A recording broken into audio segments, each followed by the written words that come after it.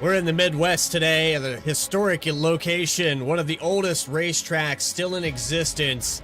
And tonight, for race number 2 of the chase, it's the SimRacerHub.com Challenge Series, live here on V-Speed. Welcome in, everybody. I'm your host, Bradley Cooper. Alongside me here tonight, Alex Gagnon being filled in there with Adam Baker. Up on the talent graphic here that I forgot to load in, so I will fix that. Adam, you've been here a couple of times here on Tuesday nights, but it was BTDY that we worked together last. This week, we're going to see about 14, 15 cars, I think, going to duke it out here. It was the top 17 in the championship. You excited for what we got in store here? Yeah, looking forward to a good night of racing from Indianapolis. An awesome racetrack, very difficult, especially in these Gen 4 machines. Looking forward to seeing how these guys can handle the tough conditions and, these kind of monsters of race cars. This is a really incredibly historic track, and it's always cool to come out and get a win. And going to be fun to watch these guys. Some new names, some familiar names as well for me. But 2.5 miles here, this racetrack, 4 unique corners and 9-degree banking, so not going to be a lot of banking to help them out. Just going to be a lot of fun to see how these guys deal with each independent turn as they make their way through the race tonight. The Art of Bricks, it was over 3.5 million back in the day. Now, since 1909, they've had some repaves, they've had some slight tweaks and reconfigurations, but that 9 degrees of banking, like you said, very challenging. And as it looks from far away, this track looks pretty symmetrical, but when you get down there on that racing surface, you find out very quickly that turn 1 is very different than turn 3, and turn 2 on that exit, turn 4 on that exit, very different as well. So looking forward to see what these guys can do with over 900 plus horsepower there underneath the hoods of these machines. They've been doing it pretty well all season long. Our averages have stayed pretty low for the caution count. But here's something that's interesting. Casey Carrington and Gabriel Ellison still within 15 points, and these two drivers have been going back and forth all season long. Here they are tying the victory count at 4. Michael Sturgill last week, look at him coming up there to 3rd position, slowly shortening that gap. But for Gabriel Ellison, he had the regular season points lead. He's now finding himself trailing here slightly as we get to the end of this season. So there's only about 13 cars here on the racetrack here today. I will put up the grid here, but I don't think it warrants a full grid here. The music's too long, so we're just going to go ahead and talk about your race analysis, and we'll catch these drivers as they exit turn 3. But here at Sim Racer Hub, I guess I'll give you a little rundown, Adam. They have stage racing, but they continue to race. So I think that's interesting. I like it. It doesn't interrupt. It doesn't allow these guys to plan their pit stops according to a guaranteed caution. Yeah, it's interesting to see it. That's something I've thought NASCAR should maybe do or institute in the future, and they've done that in certain types of racing conditions. But that's definitely you can go for the strategy for those points at the end of the stages, or you can keep running out, just run your normal race long strategy and see where you end up. Well, with that, let's go trackside here, get that grid on your screen, but for the most part, it's going to be the same names that you've seen all season long. Here's Clinton Snead actually starting in the top 5, but as we get set here for the SimRacerHub.com Challenge Series, here we are from Indianapolis with wheel spin already into turn 1. Big checkup right there on the inside lane and outside lane, but looks like they all survived it. Yeah, that was back there in about the 5th or 6th position, and this allows Curtis White to take away the lead as they come out of turn 2. He has a pretty commanding stretch of about half a second already. Once you get that clean air here at Indianapolis, it can be very easy to run away and hide, but you're going to have to be careful to not burn up the tires. It is over 110-degree track temp here in Indianapolis tonight, so tires are definitely going to be feeling that heat and feeling the wear through these short runs.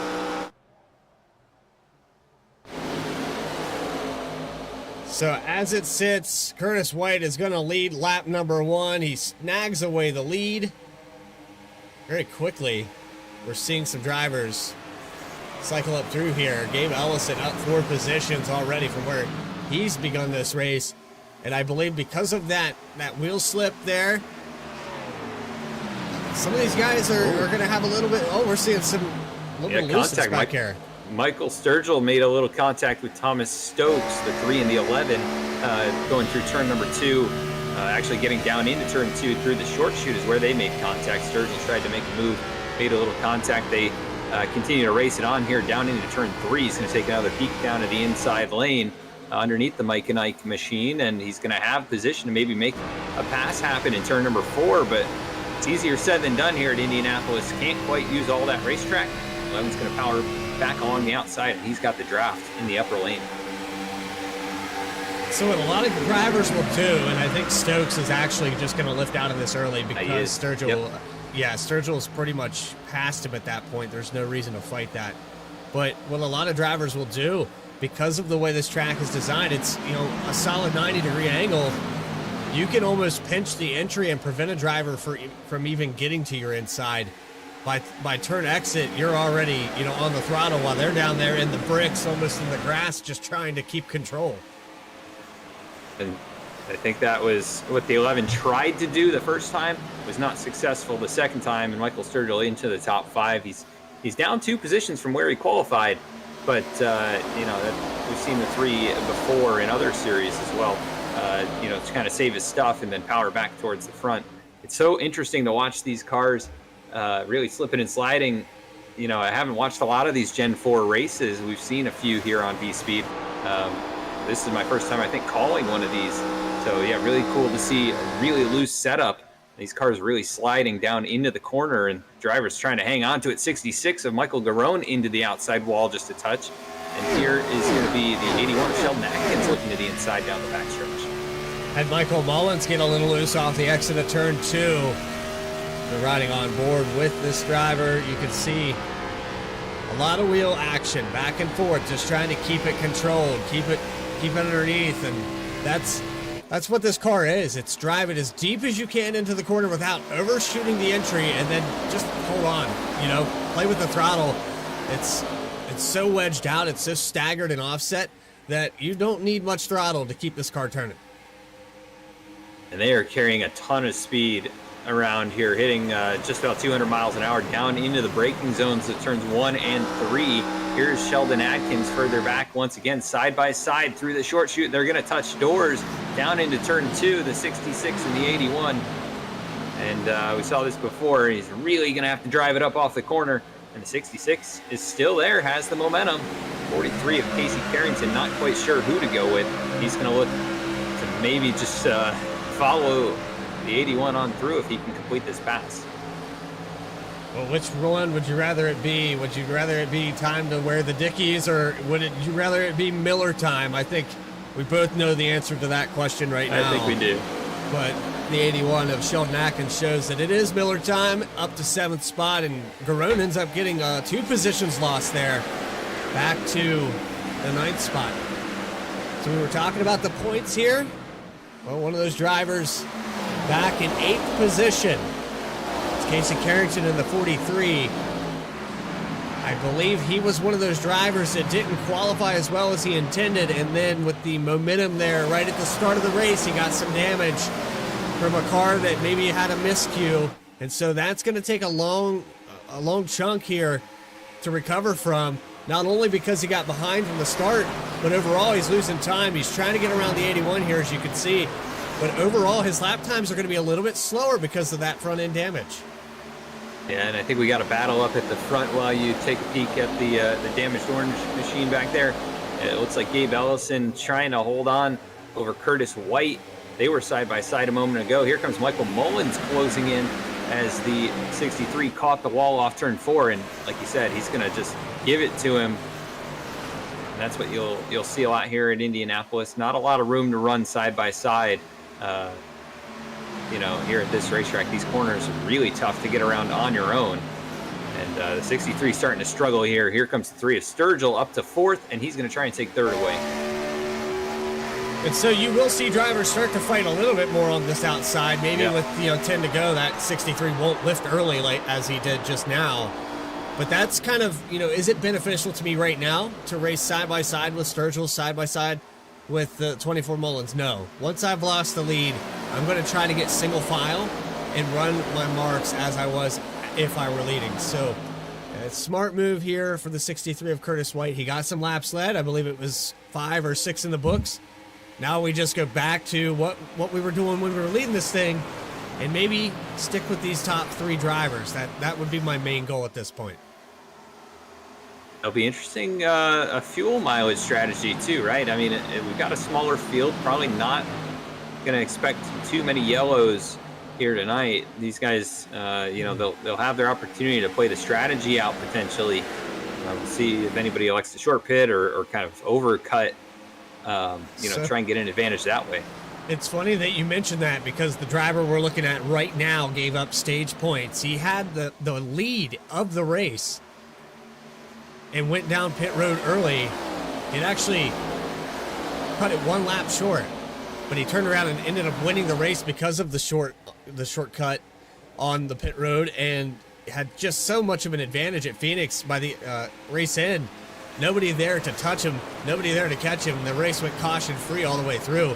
I mean, when you pull a strategy like that and a race stays green, it's tough to beat Michael Sturgill.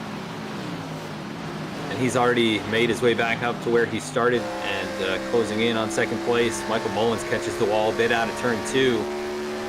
We got positions changing hands further back at the tail end of the top 10. The 81, but Sheldon Adkins has hit the wall hard. That right front completely flattened out on the Chevy Monte Carlo SS. And he's still, he's still trying to get at the turn. Let's hit the rewind here. Some type of right front suspension damage is causing him issues trying to limp it back to pit lane. Looks like he had already had the problem by that point. Might have been down off of turn number 1. A little loose off of 1, but I think the car starts to step out right there. Oh, wow, yeah.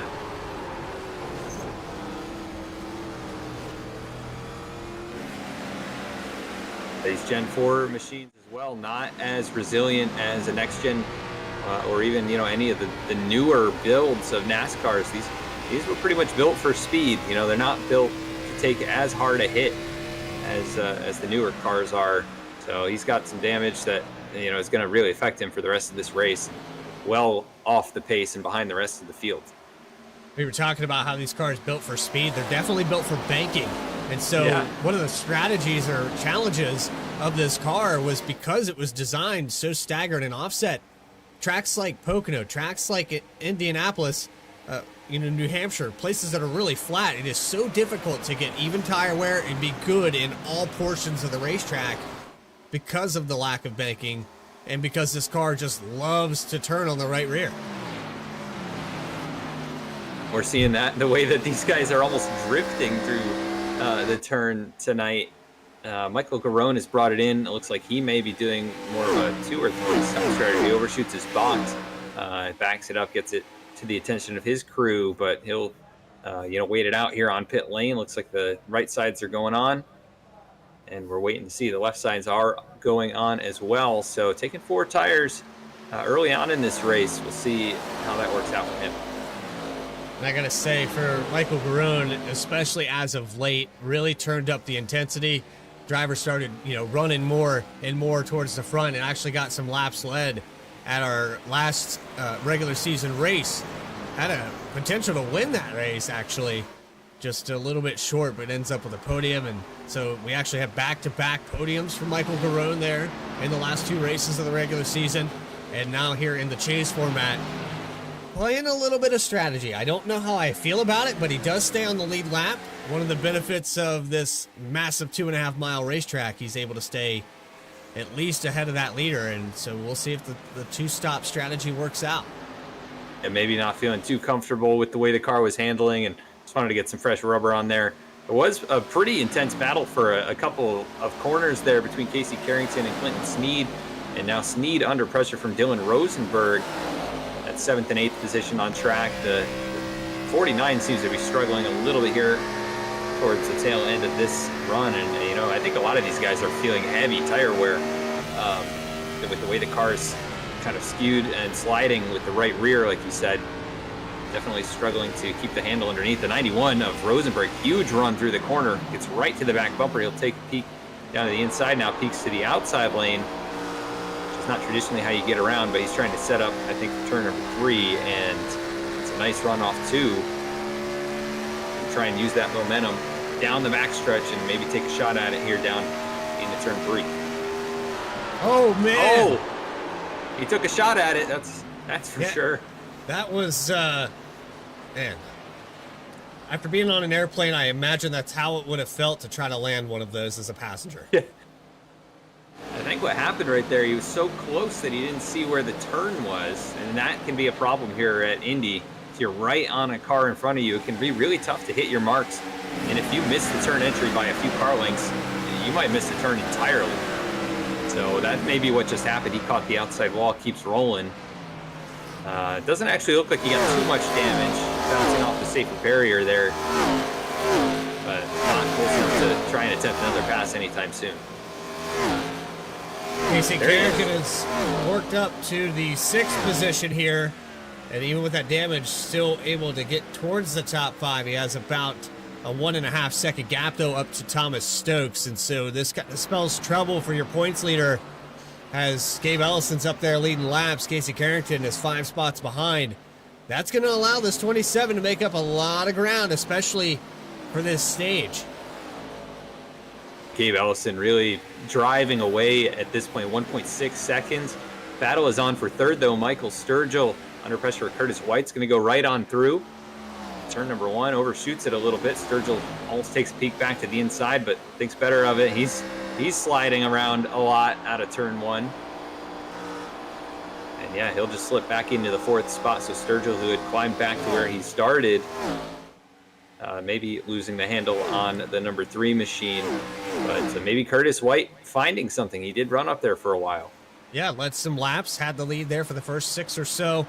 Fell back, lost about 3 positions relatively quickly, and then got back single file. Maybe just one of those transitional phases where, hey, the car started to handle a little ill, nurse it back to health, and now here we are going up there to challenge for 2nd position soon. He was just about a 0.5 off of Gabe Ellison, his lap time, the last time around. This time actually faster than the race leader, so the 63 finding some pace. We've got a couple cars coming to pit lane as well. Carrington and Rosenberg both bringing it in. The Dodge Intrepids bringing it down pit lane here. Cool to see the old body styles. I love it. Whoever does the work for these overlays and all these templates on, I mean, even with the Lexus, which is something, maybe didn't always make sense, but Toyota did come to NASCAR there later in the 2010 era, and so you have Gabe Ellison in a Lexus, which is the luxury version of the Toyota realm. Clinton Steed, of course, very heavily involved with Toyota and racing development, so I think maybe a little parody on that. Yep. But yeah, seeing the classic Intrepid, the Monte Carlo, the Ford Taurus, the Fusion. I've seen all kinds of different bodies on these things. It's just it kind of helps you reimagine, mid-2000s NASCAR. It takes you back. Yeah, no, so many great, racing moments during that era of NASCAR. The cars, personally my favorite era of NASCAR cars, just so wild looking with the crazy, asymmetrical bodies, and just so low to the ground and wide, and not necessarily quite like a real street car. Maybe the Gen 6s and some of these, the next gen's a little bit closer in proportion to an actual street car, but these ones seem to always put on the best racing, weren't as affected by aerodynamics, but They can be affected when you hit the wall. I saw that yeah, coming off of turn 4. There's the Mike and Ike machine of Thomas Stokes coming to pit road. But Curtis White, who's kind of been on a tear here, back up to second position, has a little bit of a misjudgment on the exit of 4, but last time by, still matching the pace with the lead of Gabe Ellison. it looks like about the top 4 or 5 running similar lap times, and they're just spaced out by 6 seconds now. It was very impressive. I think the first 10 laps, we were all on the same straightaway, maybe separated by about 4 seconds. That's really definitely changed as this run has progressed. They're going to be getting to pit stop time. These leaders probably going to go for a 2-stop strategy. Some of these other drivers maybe a 3-stop strategy that have already brought it in. Interesting to see how that'll work out. Here comes the 24 of Mullins and the race leader, Gabe Ellison, coming down. So interestingly enough, they're going to split this run a little past the halfway mark for the stage. And that pretty much confirms that all these drivers are going to have to do a 2-stop race. Curtis White takes the lead back. Maybe he's able to save enough, or he's going to stretch this run a couple more laps comparative to Gabe Ellison and Michael Mullins. He could end up with the race lead before this stage. There's still plenty of time. This is a full fuel load. I'm trying to think what the actual fuel range is going to be for these drivers. 30 laps seems like it could be possible. That is 75 miles, so we'll see if they're able to do that. Put it to you this way. The racing originally at 90 laps at the 1.5 raceways. And this guy right here figured out that if he stretched it for about 7 or 8 laps or so of just saving enough, he could make it to that halfway mark and make it in one stop, while other drivers were pushing this car wide open the whole time. Casey Carrington showed them that at 1.5 miles, one stop was the way to go, and that's where he got his first victory. I believe it was at Atlanta Motor Speedway, and then Las Vegas just kind of did the same thing. Some other drivers kind of figured it out, but it was just one of those, you beat them with strategy. You don't have to be the fastest car on the racetrack when you pit one less time. Yeah, a lot of people like to discount the strategy wins, but if you look at it in, at the timing sheet, he got there first, and that means you're the fastest lap after lap Garone after in lap. The wall. Yeah. Stuck in the wall here through 1. Still trying to get it off of there. Alexis has a little scuff there on the right front fender. His teammate in the 27, Whole Shot Motorsports, trying to pass. That's Gabe Ellison. But just a little mistake there from Michael Garone, and the struggles continue. He'd actually pitted a lot shorter than these drivers, so he is now on about 9-lap old tires on this stint compared to some of the guys going by now that are on fresh ones. Still a top 6 yet to bring it in. Actually, scratch that. 4th and 5th places. So Curtis White and Craig Martin, those drivers are on pit lane. So actually that leaves the top 4, Clint Sneed, Jose Ruiz, Sheldon Adkins, and Nick Ham still on the track. This guy's waiting to bring it in here either later in this stage or maybe going to try and stretch it all the way to the end. But Carrington currently the first of the drivers who have brought it down. He's in that 5th spot. Gabe Ellison there behind him, 3-lap fresher tires, and only 1 second behind. So that'll be interesting to see how that shakes out. So there's Clinton Sneed to bring it down pit road, and that means Jose Ruiz will take over the lead here on lap 22. Still have about 3 drivers. There's Sheldon Atkins, who has that damage in the 3rd position. I think just trying to nurse this day around. Again, the trends here for the Sim Racer Hub Challenge Series has been caution-free. Everywhere that we've went, we've only had maybe 2 races out of the season that had any kind of, yellows plague them. And even when I say plague, we're talking about maybe like 3 or 4 cautions total. And the average overall has been decimals. Yeah, that is very impressive. You don't get that a lot in iRacing. Even with smaller fields, you'll still often get at least 1 or 2 cautions a race. So really, big kudos to these guys for running clean all season long. And they tied the longest streak there, Adam. It's I've been keeping track of that record. The longest streak of any league is 3 races in a row caution free. Do you want to know who originally set that record? Is that a BTDY record, or is that SNR? You're close. It's SNR. Yes, it's right, SNR. Yeah. And so they tied, and it was at Rockingham. These drivers went to Rockingham, so that's a pretty demanding place to try to ask for number 4. That's where they were going to set the record, and they had a yellow. Oh man. Well, yeah. I mean, 3 races in a row. That's incredible, honestly, to not have any yellows, especially if they're running mostly, these oval tracks, right? If you're running any road courses, that might be more common with the way that the rules are set up. But this is a difficult track. We've seen cars in the wall, but we haven't seen anybody go around. We haven't seen any significant contact really between drivers.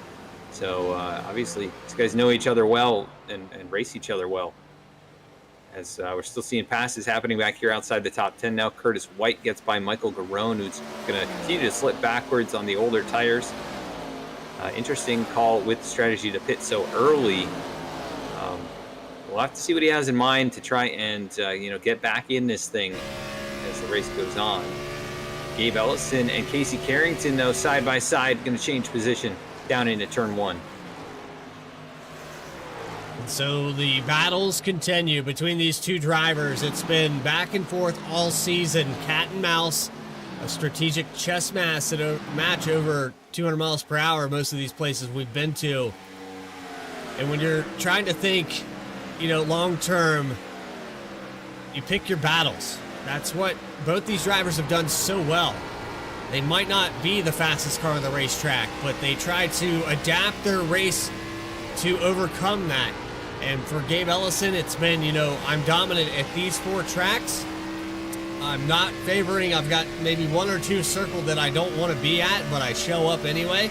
And then for Casey Carrington, it was, well, maybe I'm not raw speed like the 27, but I'll shorten these races down, play some strategy to overcome that. And so that's why you see these 2 drivers tied there in the overall points for how many wins you can get. Now with the shorter fields, it's going to be even more difficult. We talked about that 13-point gap for Gabe Ellison after winning the regular season championship. This reset kind of puts him back deep, and with short fields, you know how this feels, Adam. If one of these guys has a bad day and you need Casey Carrington to have a bad day, it's not really a bad day because he only finishes 13th today.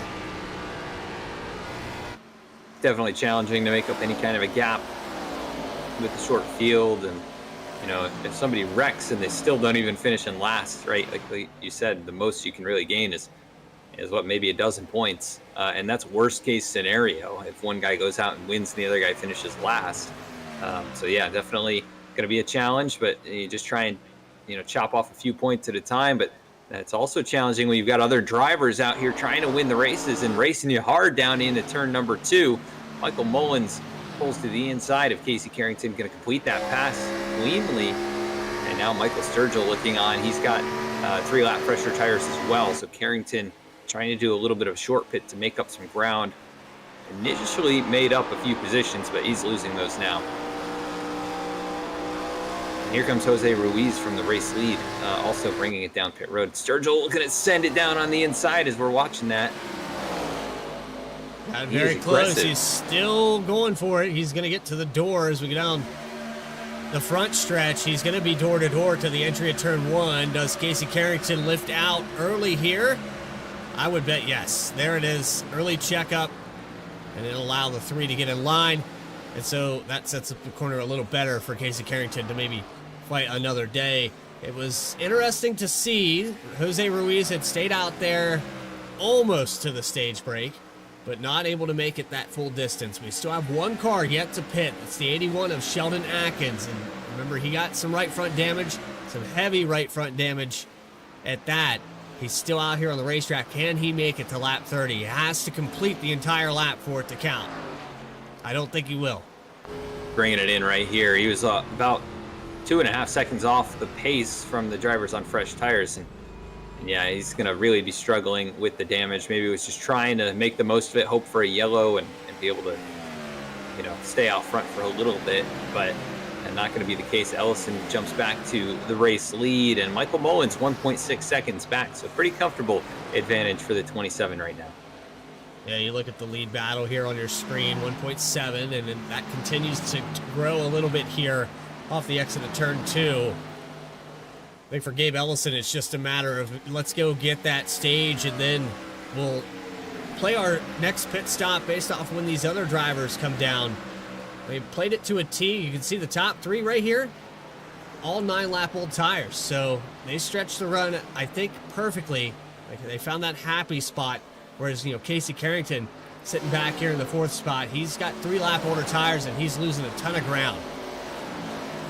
Yeah, I will say he's gained a couple of positions relative to where he was running, but he's got to make it to lap 30 and hold off, you know, those drivers behind him. So Curtis White, who's on, you know, much fresher tires, 5-lap fresher tires, is not far behind him. And then also Thomas Stokes, a couple lap fresher, he's closing in as well. So 43, his goal really to get to the stage, you know, and not lose any more spots, because that would be a net gain for him. If that's what his goal was trying to be. Yeah, he's probably worried so much about what Gabe Ellison up there leading the race right now. And with this stage, that'll help Ellison catch him up. I think Curtis White's probably going to catch the 43 here out of turn 4. It's incredible to me to see the fall off, you know, just like evident in how the cars, you know, are sliding around on track. Like, you can see the 43, he has got a lot less grip than the 63 closing in behind him. And he's trying to break the draft here and cause a little confusion almost for Curtis White. They're going to be coming back. This is lap 30, actually. So if he can hold him off, you know, for this lap, he'll get that extra spot at the stage lap there. And he's going to make it difficult here. This is definitely forward position. This is important for the 43 to keep it, but he's coming down. I think that front damage is actually hindering him a little bit down this straightaway. I think it is. And the 63 might be cutting him a little bit of a break here, understanding what's going on. Overshoots the turn. I think that was the case where Carrington was just a little bit slower and the 63 not predicting it. So that should shake that battle up enough, and Gabe Ellison will come across the stripe. Stage complete for the 27. Curtis White, though, trying to drag race him to the line.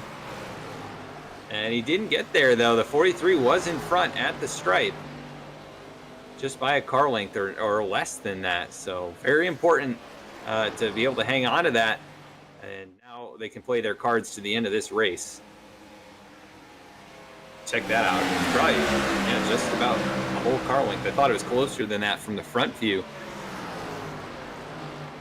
Yeah, it nice was job.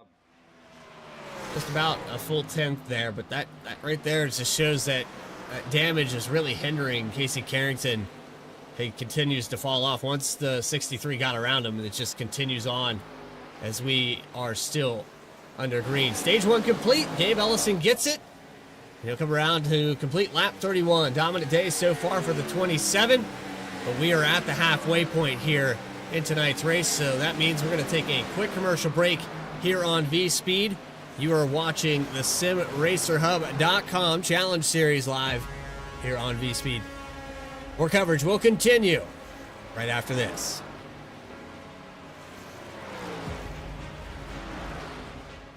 Racing isn't easy, but experiencing it is. iRacing puts you in the driver's seat with the industry's leading sim racing game. Drive on laser scan replicas of the greatest racing circuits from around the world. Both go head-to-head against other drivers chosen by skill-based matchmaking to ensure competitive racing at every level. Compete across all your favorite series. In officially licensed cars, engineered to deliver the most accurate driving experience possible.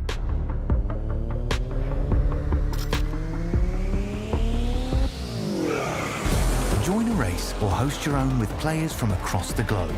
Race against the computer or in a league with friends. Feel the thrill behind the wheel. Visit iRacing.com.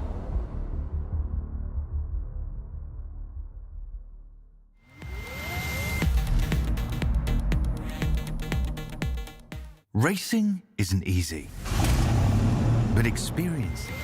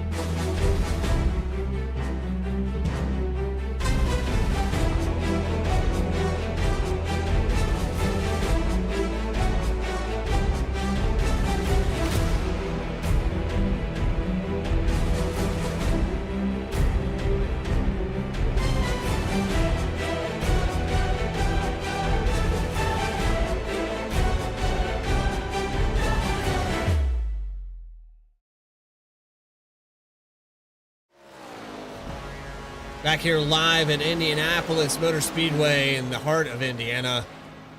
SimRacerHub.com Challenge Series has put on a caution-free show thus far. We are in the scenario, though, of two-stop racing as the fuel strategy continues to play out here from Indianapolis. And with that, we get to talk about some of our sponsors. As you can see up there on the screen, Admin Box and Aspiration Homes. But how about Rapid Fire Pizza? The first Rapid Fire Pizza opened its doors in 2015 in Dayton, Ohio. The idea was simple: make fast, delicious, and affordable pizza. Now in 25 cities across the country, customers love the fresh taste and the speed, with the ability to create their own perfect pizza. With over 35 different toppings and sauces, you can go to www.rapidfirepizza.com for a location near you. So Adam, here we are. Gabe Ellison has the lead stretched out to over 2.5 seconds. Doesn't look like anybody's going to touch the 27. It's going to take a dramatic strategy here for the second third of this race. Yeah, I see Casey Carrington's brought it down pit lane, so he's trying his strategy. Seeing, I think that's going to be it could be a 3-stop strategy based on the timing of this one. It's going to be a long stretch at the end, and I just don't see him going that full distance. So Carrington trying whatever he can to maybe find an advantage through the strategy. But otherwise, yeah, the 27 looking almost untouchable in terms of just raw pace. Michael Sturgill's had his moments where he's looked like the fastest car. Curtis White, he as well has looked like the fastest car at moments, but Gabe Ellison looking to be, more consistently the fastest as this has gone on. Yeah, 2.7 seconds now. It just continues to grow that advantage. A couple of tenths here and there. The Whole Shot Motorsports has really turned it up here in these past couple weeks, and they really haven't had a choice because of the regular season. You look at what Gabe Ellison did all the way through the season. He hung right there with the 43 of Casey Carrington. But for Michael Sturgill, it was a great start the first 3-4 weeks, and then it was a drought. And so for Sturgill, he's been kind of outside looking in ever since the reset. Didn't get as many wins, didn't have as many bonus points, and just kind of had a fall off there. We had Watkins Glen where things really fell apart. He had the chance at a really solid finish there. And then, you look back, he didn't lose a lot, but he could have won that race. Ends up with third. So tough, like we already talked about, to try and make up points on these guys who are running up here with you in a small field. he's doing what he can to keep up with the 27, but last time, again, another 10th and a half slower. So that lead just continues to grow. And Curtis White is a little bit faster, but he's still back in third and has to complete a pass to get to second. And, we're getting late into the run as is. So maybe tough sledding for some of these guys to try and make their way up there. I think Gabe Ellison's going to have to make a mistake to give anyone an opportunity to catch him. And we've seen it, though. We have seen it here where drivers will just make a simplistic miscue on pit road. Michael Mullins was one of those drivers that had a dominant performance at Auto Club. Came down pit road all by himself, 2.5, 3 seconds ahead of the field. Snapped it sideways, got an unsafe pit entry, and the entire race gone after that. Race went caution-free, and so that's all it takes. It's just one little miscue. Put you back outside the top 10. And we've seen a lot of drivers catch the wall tonight on their own as well.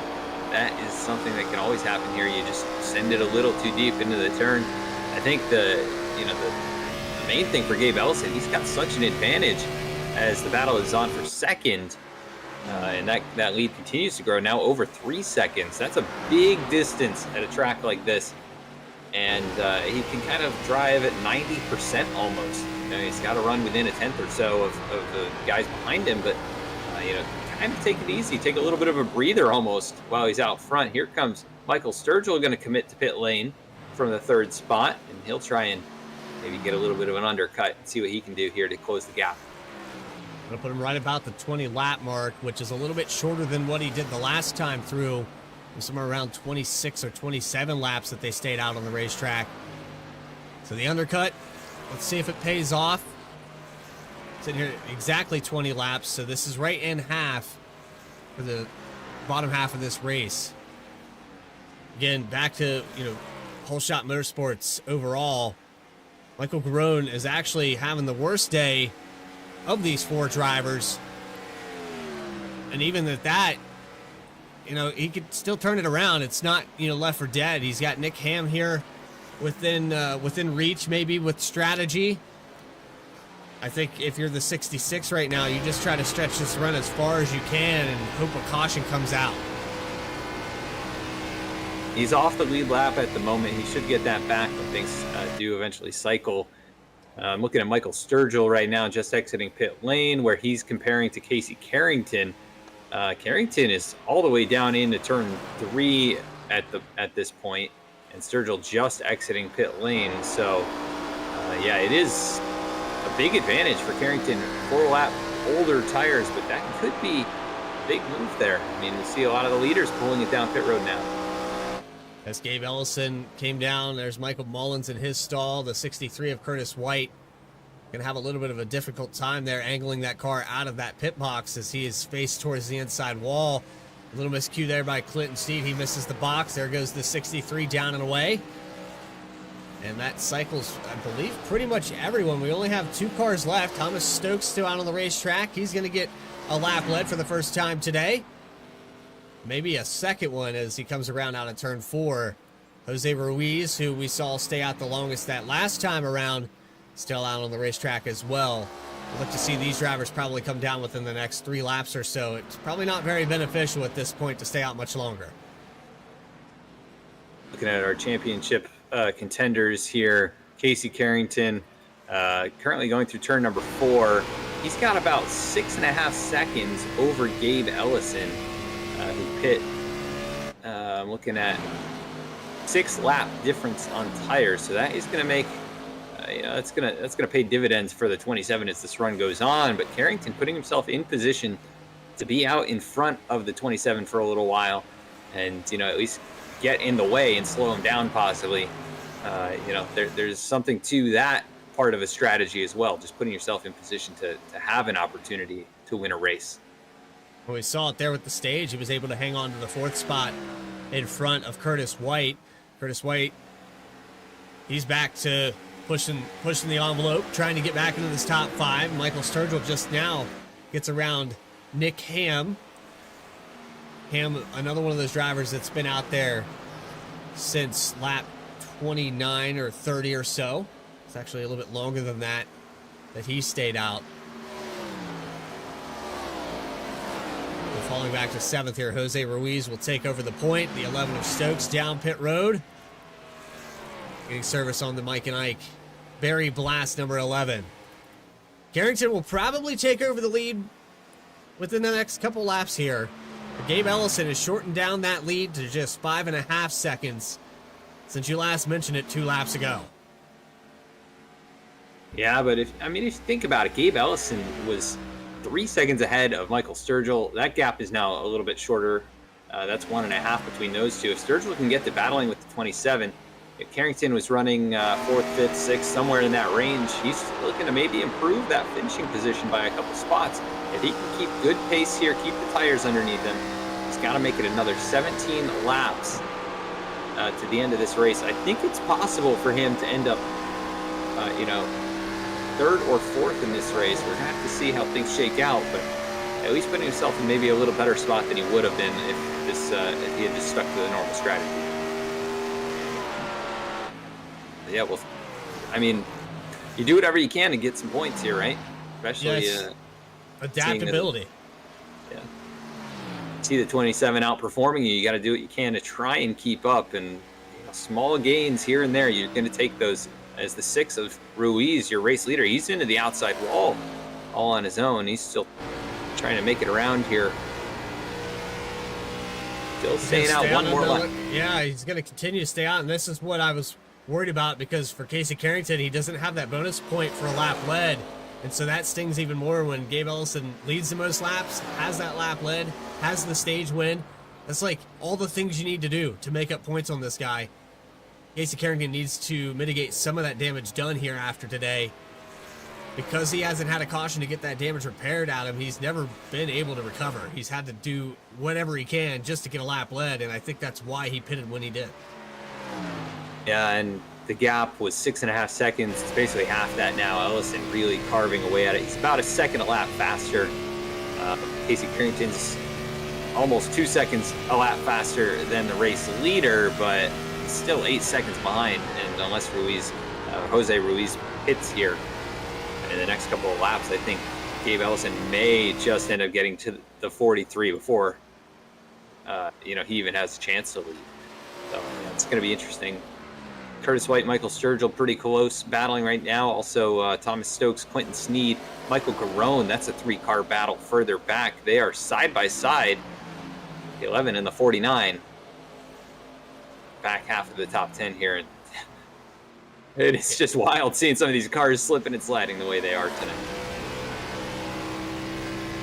And you do whatever you can. You find an opportunity here. As looks like we got a car down pit road. I believe that's Nick Ham in the 64. It is. We still got the 6 of Ruiz on the racetrack. And maybe, a little communication. I know the 6 of Ruiz isn't part of Whole Shot, but there could be a little scheming going on here where, maybe Gabe Ellison's saying, stay out there as long as you can. Let me catch the 43 of Carrington before you come down pit road. But I think for Ruiz, it's just, that's as far as I can go. I can't take it any further. Otherwise, I lose position. He was coming up on 20 laps on the track. He had a really long first run all the way to lap 26. And so, yeah, he'll give up the race lead. Carrington has it, and the gap is under 2 seconds. Ellison feeling a little bit inevitable at this point to get back to the front. But how long can Casey Carrington stay out there? And has he been saving a little bit to try and fight off Gabe Ellison, or at least hold him up? Give Michael Sturgill maybe an opportunity to go up there and battle. So there's the lead. That's what 1.5 seconds looks like here in Indianapolis. It's about half the length of the straightaway. You'll see Sturgill and Curtis White were getting relatively close. These 2 cars, the closest battle on the racetrack right now for 3rd spot. And I've been very impressed here with Curtis White. He's looking like a podium day. Still has to complete this pass on Sturgill as we approach the 10 to go mark. Can Curtis White get a top 3 here? Thomas Stokes, problems for the 11. Off the track, has lost connection or had problems after pitting. We had saw the 11 of Stokes had came around. We just saw him pass Clinton Sneed, but we're going to have to back it up here and see if we can find what happened to Thomas Stokes.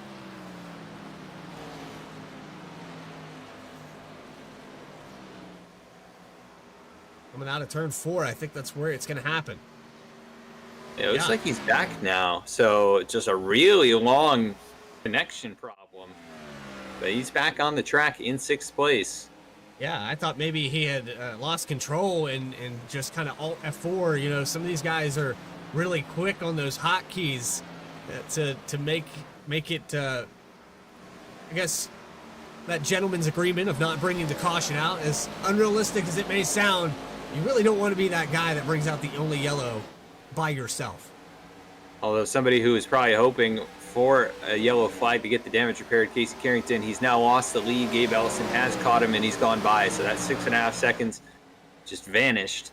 And now he's going to fall to runner-up at the moment. Michael Sturgill and Curtis White are closing in. It's it's still over 10 laps to go. They will no doubt get there. They've got time, plenty of it, Adam. It's a matter of, do they have enough in the tank, though? When you start to push, you see these telemetry. You do have a black box that shows deltas in this sim. And the sim drivers, you know, they go further with it. They have telemetry and overlays that will give them even more information. But so often, drivers will put that delta up there to see how much am I gaining on the driver in front of me a lap. And it's so easy to say, okay, I got a 10th. I'll push again. I'll hit that mark. I'll keep doing what I'm doing. Meanwhile, you know, Gabe Ellison's up there just on a Sunday afternoon drive. You know, he's just taking his time. It's Tuesday afternoon, evening, whatever you want to call it. But he's not pushing 100%. And so when you do get there, suddenly you've used your car up.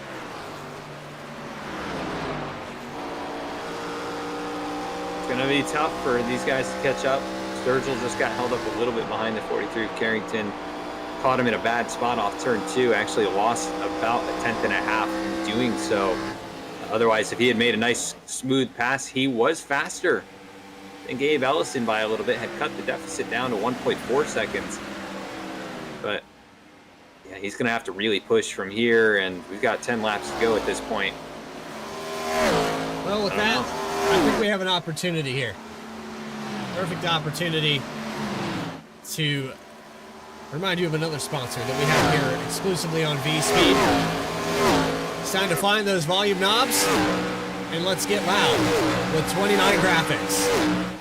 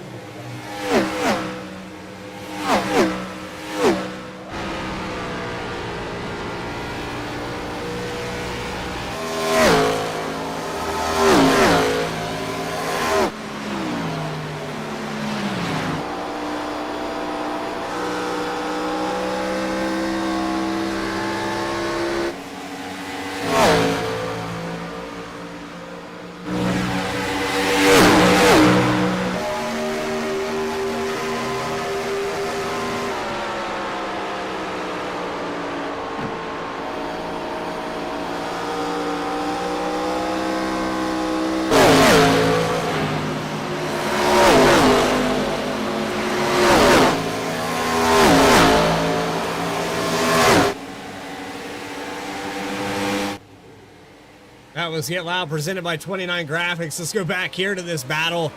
As Nick Ham has actually scored a lap down, but he was mixing it up with these two. Casey Carrington and Michael Mullins were side by side, and Ham kind of threw the wrench in it. Made it very difficult for the 24 to get by. Yeah, he's got much fresher tires than everybody on track other than Jose Ruiz, who pit just 5 laps ago. Yeah, those guys on much older tires. Carrington on 17, now 18-lap-old tires. Back into 5th place. I think this is where he will likely end up. Got a massive gap back to Thomas Stokes. So I think really still a net gain. Being able to get out in front, lead a couple of laps, and now we're going to finish in the top 5, making the best of kind of a bad situation with the nose damage, assuming he can stretch it to the end of the race. That's the only thing we're not 100% positive of, but I think other drivers have gone at least 26 or 27 laps in this race, so it should be good to make it to the end. Just has to hope doesn't lose the handle too bad in those late laps. So now the battle comes down to second position. They are slowly catching up to Gabe Ellison, though. 1.4 seconds. It was actually dabbling in the 1.3 realm for a moment there through 1 and 2, but down this backstretch, a lot of time lost out of the exit of 2 for Sturgill, and he has 0.3 of a second back there to Curtis White. So this position still very much up for grabs for these top 3 podium spots. And you look to see, even in a short field like this, we've got not necessarily the longest race. But it's been entirely green, right? We haven't had any breaks in the action, and these guys are still out here battling for almost the entirety of it. So that is awesome to see. Obviously, a high caliber of drivers in this league to be able to put on a show like this, even with the small field. So, big kudos again to these guys for putting on a good race to this point. And Gabe Ellison, he's run a flawless race out in front. I'm not sure what the lap count is for how many he's led, but it's got to be at least 40. 31. Oh, never mind. yeah, I believe he, because of that strategy, a lot of other drivers, we had a lot of lead changes there. And so you look at the 10 lead changes, that's because some drivers we had a domino effect. The leaders came in a lot later than everybody else. True, yep. So it's been eventful. Yeah. Ruiz led a lot of laps there, and a few others in the cycle, for sure. But he has had full control of this field tonight when he has been out in front. I mean, I don't think he's led by less than a second and a half until just now for the majority of the time that he's been out there. 5 laps to go here from Indianapolis. Curtis White starting to put the pressure on Sturgill. Both these cars get a little out of shape out of turn 2. Sturgill actually gains and is able to hold on. Curtis White almost tags the outside wall. Michael Mullins is actually creeping back into this picture, 1.7 seconds back in 4th. Gabe Ellison stretches the lead back to 1.3 there briefly, but we're seeing a lot of time come off of this clock on the left-hand side of your screen. 4 laps to go, and it's under a second and a half. Some of that I'm wondering if he knows that, he can run 90% and still win this race and not have to push the issue. He's already got the advantage over his championship rival. He's dominated to this point. Those guys are going to have to catch him. He's just going to have to run his own race. Still very impressive to have the top 4 all within about 3.5 seconds after this type of distance. It's been like that all season, Adam. It's insane. Yeah. You never know, after week to week, who's going to be the points leader, who got the best of the other guy. And so, Sim Racer Hub does an excellent job of keeping track of all these statistics. And since 2009, SimRacerHub.com has been the premier destination for iRacing League scoring. Their mission is to provide you with the most comprehensive and user-friendly tools to manage your league schedules, results, points, and stats. Plus, their highly active Discord community is always ready to assist you with any questions or issues. Are you ready to take the plunge? Create a league today and join their community of passionate sim racers. You can find out more at SimRacerHub.com. How about that segue, Adam? Yeah, you sold me.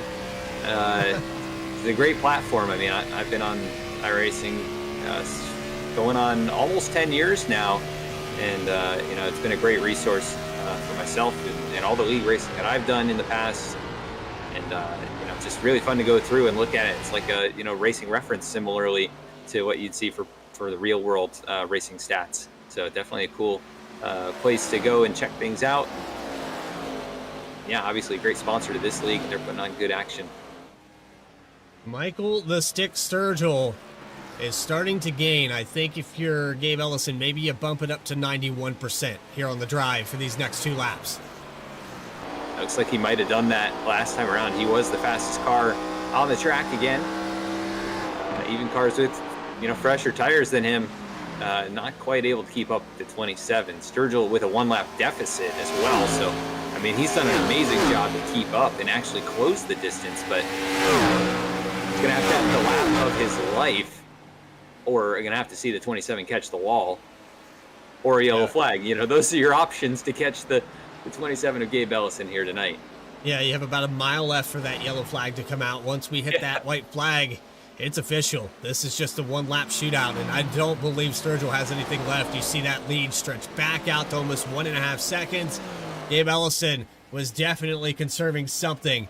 1 lap to go. White flag out here for race 17, number 2 of the chase for the SimRacerHub.com Challenge Series. The only battle that we really have is the second position. Can Curtis White get around Michael Sturgill in this next lap?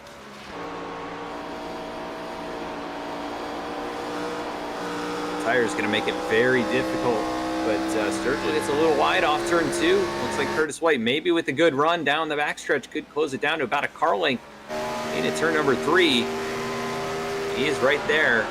Send it in deep here into turn 3. Try and force a mistake from Sturgill, but I think he forced a mistake for himself. Yep. He loses it there, and so that battle pretty much over. But how about this? This battle never begun. Off of turn 4 for the final time. Gabe Ellison is going to claim victory in chase race number 2. Here from Indianapolis, it's Gabe Ellison and the number 27, your winner. Brilliant race all around for him. I mean, never looked back after he got to the lead, and just dominating performance. Really looked like he wasn't even, trying. Like we said, probably running 90% for a good chunk of this race, and really put his foot down when he had to in the end. You can see the speed. Was the fastest car whenever he needed to be. 37 laps led for the Lexus 27 as he'll come back around here to kiss the bricks from Indianapolis. And the Brickyard, I tell you, ever since NASCAR started coming here, the history of, Jeff Gordon winning the inaugural and, Dale Earnhardt finding his way to victory lane here in the 90s. It's just one of those tracks that just continues to impress, and it was no different here in the SimRacerHub.com Challenge Series. Teammates giving a little celebratory congratulation bump. There it is, there on the front stretch, as we'll burn it down here with Gabe Ellison.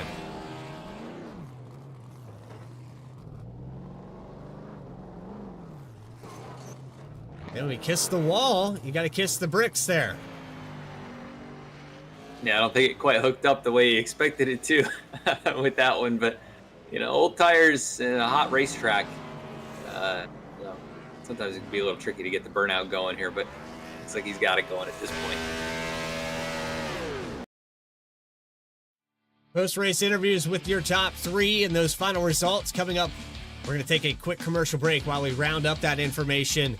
Again, you're watching the SimRacerHub.com Challenge Series live on V-Speed. More coverage will continue right after this.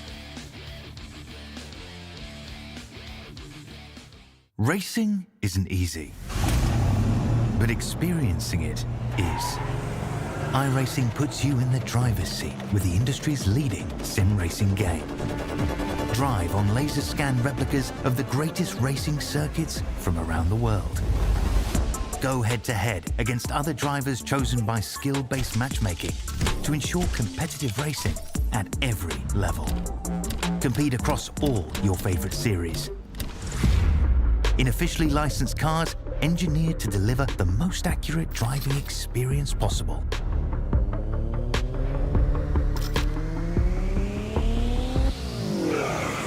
Join a race or host your own with players from across the globe. Race against the computer or in a league with friends. Feel the thrill behind the wheel. Visit iRacing.com.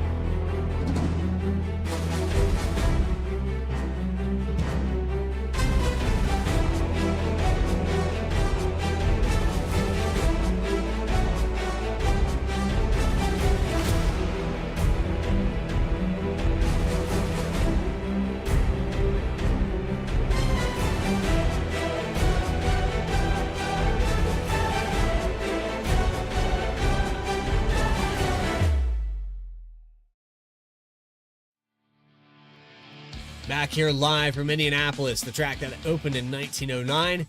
And the 27 of Gabe Ellison got to kiss the bricks, the historic pavement that used to be part of this entire racetrack, still on that start-finish line. And he'll put himself in the history books here for the SimRacerHub.com Challenge Series. It was 60 laps here today. Race recap on your screen, 10 lead changes, and overall, Gabe Ellison led the most laps. Final results on your screen. Michael Sturgill, another podium day for the number 3. He will start from 3rd and bring it home 2nd. Curtis White, he had a top 3 car. He brought it home from the 2nd position. So a little flip-flop there between the 3 and the 63. But ultimately, those two drivers fought all day long. Michael Mullins finally puts it all together. He had some problems last week at Phoenix, but here tonight, 4th position for the 24. And then a little off pace with some damage from Casey Carrington. He'll salvage the day with a top 5, but a struggle nonetheless for Casey Carrington. And he'll hemorrhage some points after this one. Thomas Stokes gets 7th with the 6th position, and Clinton Sneed will get 7th spot. Dylan Rosenberg 8th. Then you have Michael Garone to end out there with the Whole Shot Motorsports drivers all in the top 10 here today. Jose Ruiz started in 12th, a net gain, but he got some laps led. He'll round out your top 10. 11th tonight was Craig Martin, still on the lead lap there. Nick Ham falls 1 lap down. He'll finish in the 12th spot. And Sheldon Adkins takes it behind the wall early here tonight. He'll round out the field in the 13th position. A great race here tonight in Indianapolis. I believe we're headed to talk to 3rd place finisher Curtis White. Bradley, I believe you're with him. Yes, I've caught up with your 3rd place finisher. Curtis White, you're up in the broadcast booth, and I got to say, you're another one of those drivers that, as of late, has been really turning up the intensity. You hung with Michael Sturgill and was, within range of if Gabe Ellison makes a mistake, you have the potential to win this race. Well, Bradley, it's about time I start running like this. I feel like I should be running closer to the front more often. Just stuff just either gets in the way or maybe I just don't show up prepared. It was a good race. I don't know what my expectations were because I didn't really practice until today as the session got launched. So I didn't know what I really had. Qualified front row and pole sitter either had it in the wrong gear or missed a shift. Next thing you know, I'm in the lead for the first 3-4 laps and not knowing what kind of pace I really had. And I kind of let it away because once Gabe Ellison caught me and then Sturgill, Mullins, the whole brigade goes by me, I drop back to about 4th. So I thought, okay, that's probably about where I'm going to run. But then I started to figure out after the first pit stop, I don't know what I did wrong. I probably grannied the heck out of the entry and just entered too slow. I only pitted 2 laps later than the top 3, which I didn't think would have that big of an effect. It it did. I don't know. I could go back on Timmy Vision and maybe watch it back and see what you did wrong for you. Yeah. But I eventually caught back up to about 2nd place, but it took me until about the end of the run to do it. And at that point, Ellison had about 3 seconds on me. In the 2nd stop, I feel like I executed much better on because I actually gained time on both him and Sturgill. Or I think Sturgill pitted before me. He got ahead. And that last stint, I was just kind of riding it out. I just wanted to save my tires a little bit. I mean, I felt like if I tried to battle Sturgill, I think I would have used my stuff up more and Ellison would have been gone. So with him being about 2 seconds ahead, I knew he was saving his stuff. So I just kind of wanted to stay in line for a bit, maybe get a little slip up. And I almost had it on the last lap. The problem is I slipped up even harder. So that's what kind of kept me in 3rd place. Started in 2nd, led 7 laps here today. Put up a good fight there with that top 3. Curtis White, is there anybody that comes to mind that puts this car out on the racetrack here at Indianapolis? Oh, there's a lot of people to thank. My teammates for putting up with me. We're all kind of shouting at each other during the race. I kind of shouted back to hey, I'm trying to focus here. I felt bad about it, but I know that they'll understand. It's all good. We'll be playing Minecraft or whatever later, 5M or whatever we like to do after the race. So I think it'll all be good. But shout out to them. Shout out MFF Motorsports as I got them on the side panel of my car. And shout out to everyone. Hopefully everyone has a wonderful Thanksgiving week and just spend some time with your families. That's all I'm going to say. Well, there you go, Curtis White. Appreciate your time, and we look forward to seeing you next week at Chicagoland. Appreciate it. Third place finisher in the number 63, and that moves us on down pit road. We have our second place finisher on the podium, and Adam Baker has caught up with Michael Sturgill. Find him. Hey, Michael, the Stick Sturgill, you got a copy? Yeah, I got you guys. Hey, man. Well, great race out here for you tonight. You come home runner-up behind the 27, who's constantly out in front tonight, but you started to close the gap late in the going. What did you need here different than what you had to go up there and challenge him for the win? I really don't know. Maybe a little bit fresher tires. But if I wait to pit, then I don't, get as close as I did to him. Because I undercut him there that last stop. I really don't know. I mean, I think he was just faster than me. For the majority of the race, it would have been. We were actually talking about it. It would have been interesting if the initial start didn't get all jumbled up, how it would have played out, because we would have been basically right next to each other instead of me chasing him down the whole race. But not a bad night. I'm cool with finishing second to my teammate, so glad he got the job done. Yeah, definitely a challenging start for a lot of drivers in this one, and you overcame that early on, went from fifth to third, and climbed your way, up here to challenge for the win, and survived all the pit stops and all of that. We go to Chicagoland in the next race in the chase here. How do you feel about going out there? I don't know. I am supposed to have a surgery that day, so I don't know if I'll be able to make it or not. If I am able to make it and I feel good enough, I usually do pretty decent there. So I think if I show up, I will have a chance to win. It's just whether or not I do show up. Yeah, I'd say your personal health's probably more important than showing up, and so I wouldn't push yourself too hard with that. But man, definitely a good showing for you here tonight and for your team. You come home in second. Is there anybody you want to give a shout out to before we let you go? Yeah, you guys at V-Speed for putting on a broadcast that is it's probably the best broadcast team on YouTube. And my teammates at Whole Shot, Clinton, Gabe, and Michael, and everyone in the league for racing clean. It's always fun to get to go green the whole time. And I think that's got it. Yeah, very impressive to watch you guys battle it out all race long. Congrats on the runner-up. Thanks for taking some time here, and have a great Thanksgiving, Michael. You too. Thank you, guys. Second place finisher here tonight, Michael Sturgill, and yeah, it's unfortunate that he has to, kind of weigh those options. And, when you're in a championship hunt, even though it's lucrative to come out and race these guys and have a great season, you have to weigh the personal health and the actual real life things always outweigh what we do here in the simulator. I know that simracerhub.com is very renowned sponsor, and I'm sure they're going to do a lot for these drivers, but ultimately, for Sturgill, it's going to be one of those tough choices to come back next week, and hopefully everything goes good for him. Good luck with his surgery, and we'll see him hopefully within the next 2 weeks here in the 3 car. That finally brings us to Victory Lane, though. The teammate to Michael Sturgill.